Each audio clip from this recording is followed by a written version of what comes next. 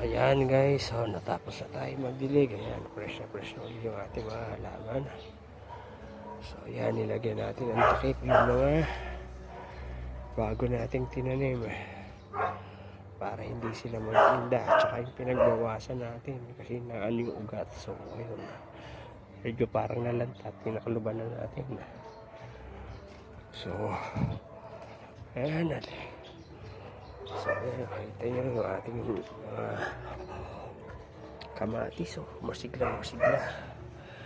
So sa sunod na lilipat ulit natin yan.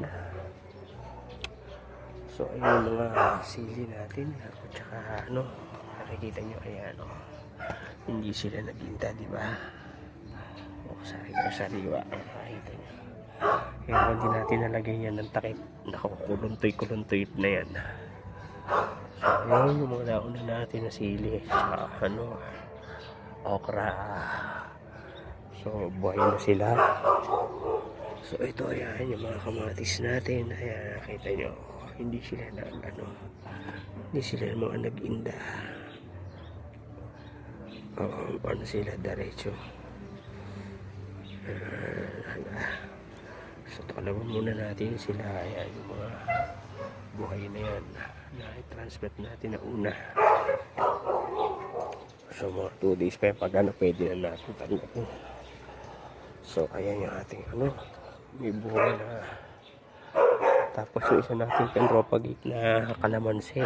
Ayan, tinanggal ko na doon, nilipat ko rito kasi sayang yung mga bunga na nandun ng manok sa kabila Tsaka nilakihan ko konti yung niya kasi sinando siya sa 1.5 na bote nakatanim. So nilakihan natin konti yung bote.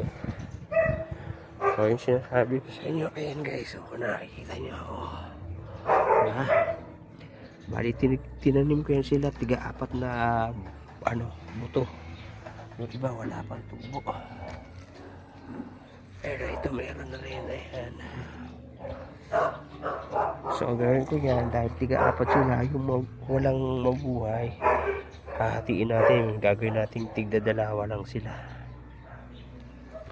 So ayan ito 3 lang nabuhay, 4 yan. Pero ang bilis nila kasi araw lang yung pagitan. Ito isa pa lang yung tumutubo, kaya meron pa na isa. Hindi ko alam kung 2 lang ang mabuhay yan. So ito 4 din, 3 to yung isa. Ito 3 lang. Ito isa lang, lumabas pa lang. Dito wala pa. So ayun, ito 1, 2, 3 lang. Ito wala pa na labas. Dito sa kabila, ayan, tig-isa lang. So ayan, nakita nyo. Tingnan yung tubo na natin, talbos ang kamote. Ang ganda, diba? Ayan, dami nilang bagong mga talbos. Maganda rin yung tubo ng ating kamote kahoy. So ito na is 2, 4, 6, 8, 12 puno yan. Tigda-2 kasi tinanim ko. So simula dyan, pag naka-ani na tayo dyan, marami na tayong nasanga ng kamoting kahoy. Pag madami na tayo ita-transplant. So ito, pag hindi na nag-inda, pag nagbungahan lahat yung pakwan na yan, at saka yung kalabasan na yan, kung kami lang hindi namin mauubos, i-consume yan. So pag ipinta din naman natin yung iba niya, o ay pamigay sa mga kamag-anakan natin. Ito maganda, at least kala ko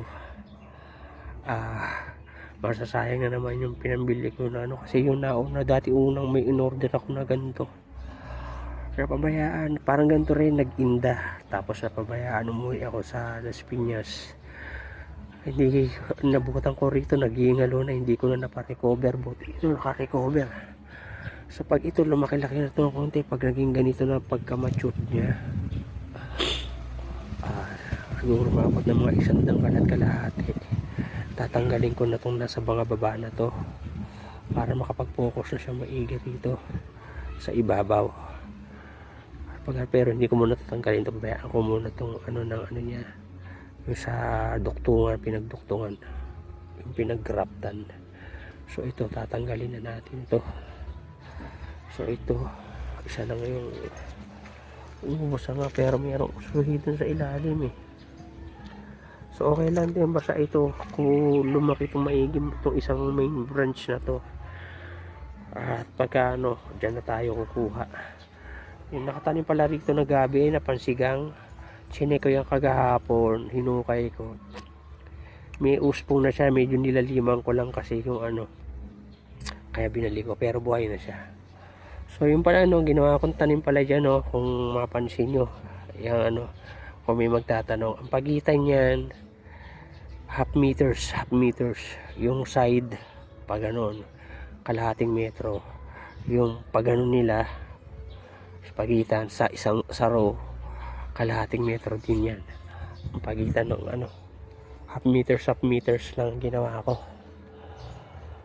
So ayun muna guys, hanggang dito na lang muna tong ano ng video natin ng update sa ano ng halaman, or pala updates pala. Ayan, madaming bulaklak na yan. Ay hindi, ang dami ng bulaklak. Ito, may bulaklak na.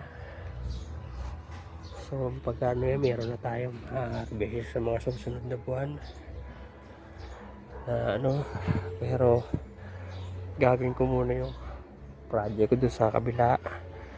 Magpapaugat muna ako doon. Once nakapagpaugat na ako doon, balik tayo rito ng gawa ng project, dahil tamang-tama yan, kasi medyo palalakihin ko muna yung mga damon ligaw na yan para mas madaling gamasin. Tapos pagkagamas natin, sasabayan ulit natin sila ng lagay ng abono para mas mabilis sila lumago, kasi bagong bungkal yung lupa, singaw, makahinga yung ugat nila.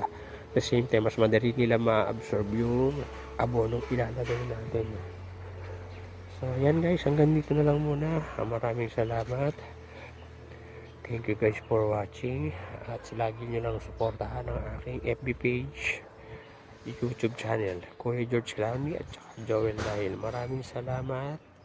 God bless po. Ingat tayo lagi.